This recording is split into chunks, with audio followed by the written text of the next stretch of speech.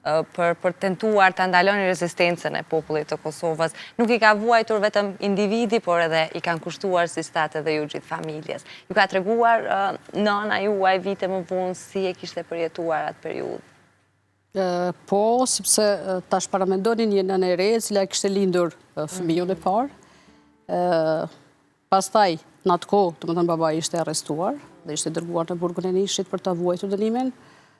Pastaj kishte lindur praktikisht, sepse ishte shtatzën kur ka ndodhur kjo, dhe kishte lindur edhe fëmijën e dytë, vajzë, dhe një vajzë tjetër e cila thjesht kishte ide natyrisht dhe çfarë ishte realiteti dhe çfarë po ndodhte në familjen e saj. Ajo që ka bërë tutje, kam gjetur letrat të cilat janë shkruar, letër këmbime, Halla sidomos ka mbajtur një letër këmbime me të vllajën, me babajnë, dhe i kam koleksionuar dhe sot i ruaj me shumë xhelozi ato letra. Ka një varg që do ta shkëlqisje edhe sot, ose që ndoshta shpeshherë edhe në këtë vrullin e përditshmërisë tonë të kujtohet edhe të prek. Varg mes tyre letrave të shkëmbyera, qoftë mes nënës e babës apo edhe hallës me vllajën. Ka shumë, janë letra shumë emocionuese do të thoja, mirë po jo, nuk është varg, në fakt është një diçka që mua më bëri shumë përshtypje. Halla kishte vizatuar në njërin nga letrat dorën e motrës sime.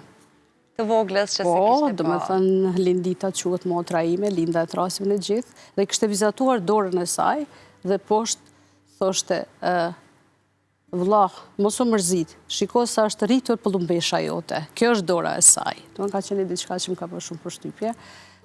Pastaj më vonë, kam hulumtuar në arkiva, dhe kam gjetur edhe aktakuzën, edhe mendimin me cilën është dënuar, kam hulumtuar shumë fakt, kam intervistuar edhe personazhe, kështu që besoj që shumë shpejt do dalë me një libër të ri, sepse jam duke punuar me një tani po quhen autorrëfime apo dokuromane, është një zhanër që lidhet pjesërisht me përjetimet reale të personazhit apo dikujt të afërt të personazhit, mirë po që praktikisht mund të futen aty edhe elemente artistike dhe mund të futet edhe fiction. Është zhanër më i vështirë kjo ta bësh? Është e vështirë sepse njeriu për shembull njerëzit që njeh edhe nga afër. Absolutisht po, sepse tani unë edhe vetë kam përjetuar diçka nga ajo periudhë, ndoshta jo ato sigurisht që kam përjetuar familja dhe të tjerët.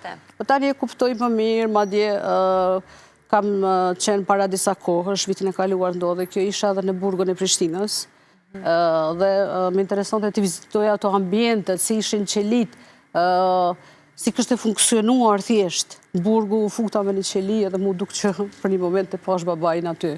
Unë mundova kështu edhe me përdor pak edhe atë ndjenjën e abstraksionit, sepse po më shërben shumë për të shkruar. Në cilën